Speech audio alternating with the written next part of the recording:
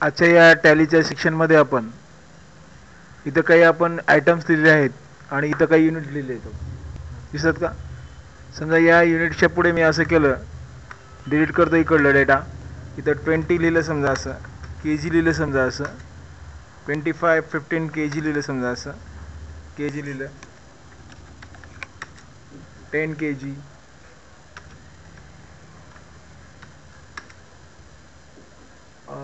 25 के जी, 55 के जी, 12 के जी, मी असं लिहिलं. आता मला बेरीज करायची आहे. बेरीज करण्यासाठी आपल्याला काय करतो आपण? सम फंक्शन वापरतो. सम फंक्शन वापरतो ना, इथं क्लिक करायचं. इथं आता इथं अल्ट की दाबून, समजा अल्ट की दाबून आपण इक्वल दाबलं, समजा अल्ट की दाबून इक्वल टू होल्ड डाऊन करायचं. अल्ट की दाबायचं आणि इथं इक्वल टू दाबायचं. दिसते का? असं ॲटोमॅटिक सम म्हणून येते. आणि याला पूर्ण एरियाला सिलेक्ट करायचं असं आणि एंटर करायचं. एंटर केल्या केल्या आपल्याला बेरीज 0 दाखवते. का 0 दाखवते? कारण याच्यात के जी असं आलेलं आहे. दिसते का इथं? तर व्हॅल्यू आली का? आपल्याला आन्सर आलं का? के जी लिहिल्यामुळं आलं नाही. आता के जी लिहिल्यामुळे आपल्याला इथं आन्सर पण यायला पाहिजे. इथं याचं उत्तर पण आपल्याला सम काढता यायला पाहिजे.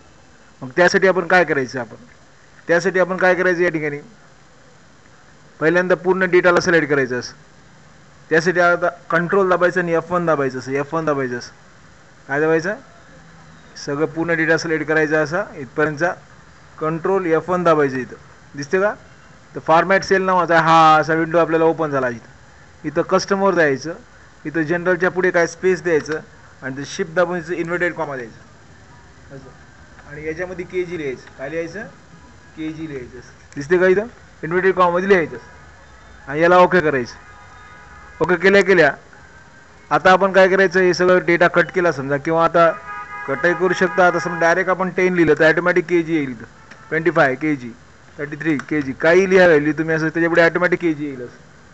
आता जर आपण इथं खाली इथं आणल्या या ठिकाणी आणि आता इथं अल्ट दाबून आपण इक्वल टू प्रेस केला समजा असं. अल्ट दाबायचं, इक्वल टू प्रेस करायचं.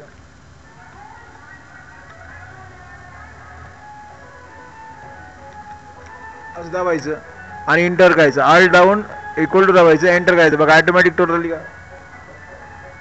अशा प्रकारे आपण काय केलं या ठिकाणी की त्या के जीचं असताना सुद्धा आपण आपल्या टोटल या ठिकाणी आपण डिस्प्ले केली. ओके, हा व्हिडिओ आवडला तर नक्कीच लाईक करा, शेअर करा.